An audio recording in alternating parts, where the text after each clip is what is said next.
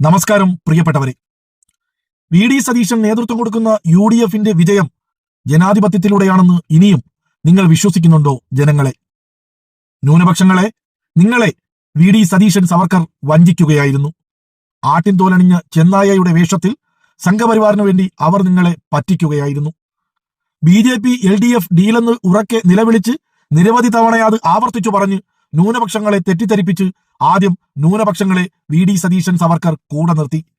പിന്നീട് അതേ ന്യൂനപക്ഷങ്ങളെ വഞ്ചിച്ചുകൊണ്ട് അവരറിയാതെ വി ഡി സതീശൻ സവർക്കർ BJPയുമായി ഡീലുണ്ടാക്കി അവർക്ക് വേണ്ടി 3 BJPയുടെ MLAമാരെ നിയമസഭയിലെത്തിച്ചു.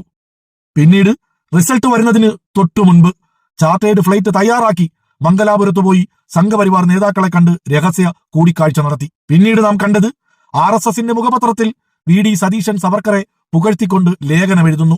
രാജ്ഭവനിലെത്തി RSS നേതാക്കളെ കെട്ടിപ്പിടിച്ച് ചിരിക്കുന്നു, ഹസ്തദാനം കൊടുക്കുന്നു, സന്തോഷം പങ്കിടുന്നു.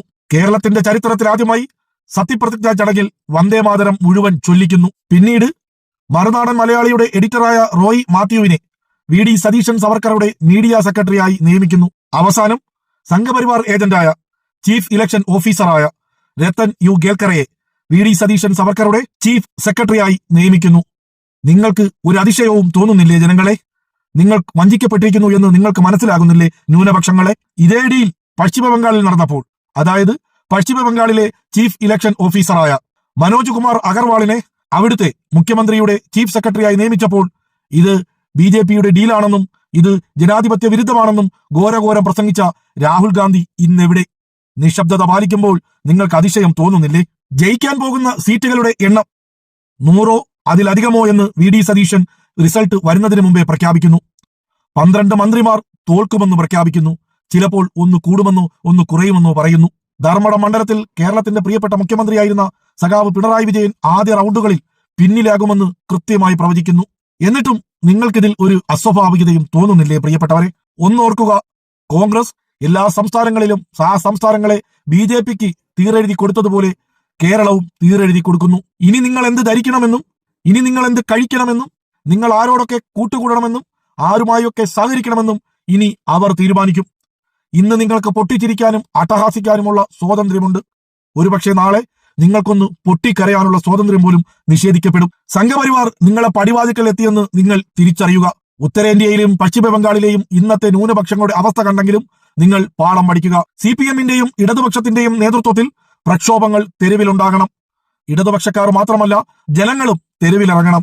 എന്തുകൊണ്ടെന്നാൽ നിങ്ങളറിയാതെ നിങ്ങളുടെ പൗരാവകാശത്തെ സംഘപരിവാറും കോൺഗ്രസും വിലക്കെടുത്തിരിക്കുന്നു. ജനാധിപത്യം അട്ടിമറിച്ചു EVM വിജയിച്ചിരിക്കുന്നു.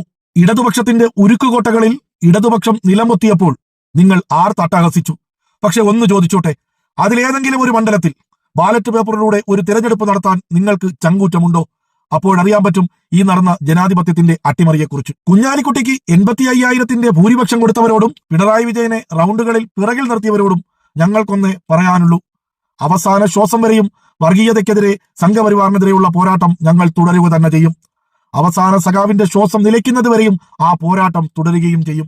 പക്ഷേ അവസാന സഖാവം അവസാനിച്ചു കഴിയുമ്പോൾ നിങ്ങൾക്ക് തെറ്റുപറ്റിയെന്ന് നിങ്ങൾ തിരിച്ചറിയും. അന്ന് നിങ്ങൾക്കൊന്ന് പൊട്ടിക്കരയാനുള്ള സ്വാതന്ത്ര്യം പോലും നിഷേധിക്കപ്പെട്ടിരുന്നു എന്ന് നിങ്ങൾ തിരിച്ചറിയും.